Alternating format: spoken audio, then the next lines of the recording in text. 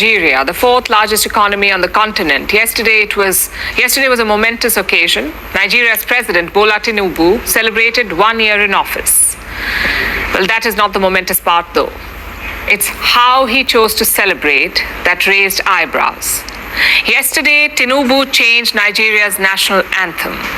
Or he changed it back to the original, depending on how you want to look at things. Nigeria gained independence from the British in 1960. At the time, they had a contest to decide the new national anthem, and the winner was Nigeria, We Hail Thee. It became the country's first anthem, but there was a small problem with it. The song was actually written by a British expatriate. So Nigeria's first anthem was created by a colonizer, which does seem a bit odd, but they kept it anyway for 18 years.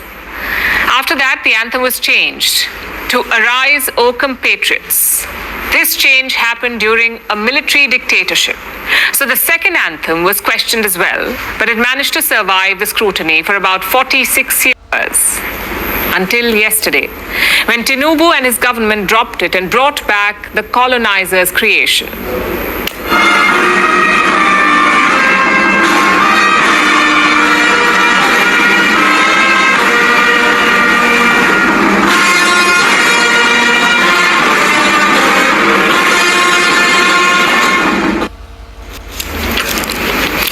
Look at the timing now. The change coincides with Tinubu's first anniversary as president. Maybe he thought it was the best time to regress, or perhaps he needed a talking point, something controversial enough to distract the public. And if that was his plan, he seems to have succeeded.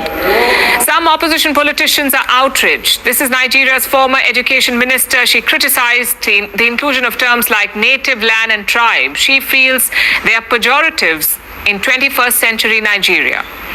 A former senator put this up to highlight the government's misplaced priorities. He says, "We have a bacterial infection, but we opted for Prada fragrance instead of penicillin." Strong words. He said that Nigeria needs to focus on its economic and security issues. We highlighted a major security breach a few days ago when more than 150 people were abducted from a village in Nigeria. The kidnappers hit the same village twice in 2 days, and the authorities did nothing to prevent that. That's the sort of security issue that plagues the country.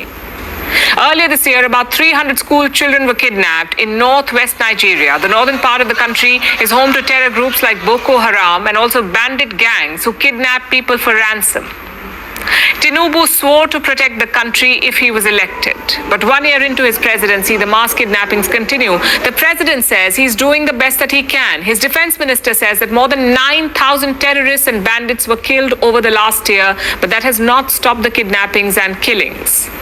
On average, more than 20 people are kidnapped in Nigeria every day, but Tinubu doesn't want to talk about that. So a new anthem seems like a good way to distract people. Then there's the other big problem, Nigeria's faltering economy. The last year has been tough on the people. They've suffered a cost of living crisis. Inflation has risen to around 34%. And again, the president must take some of the blame. The day he came to power, he announced an end to a fuel subsidy. The subsidy was draining money from the state coffers. Tinubu said it had to go for the greater good. But the sudden end of the subsidy caused an upheaval. Fuel prices rose sharply, followed by everything else. Meanwhile, Tinubu devalued Nigeria's currency, the Naira. Its value crashed. So exports became expensive. Imports, rather, became expensive. Now, both these policies have hurt the common people and brought about economic turmoil. Another thing Tinubu would like the people to forget.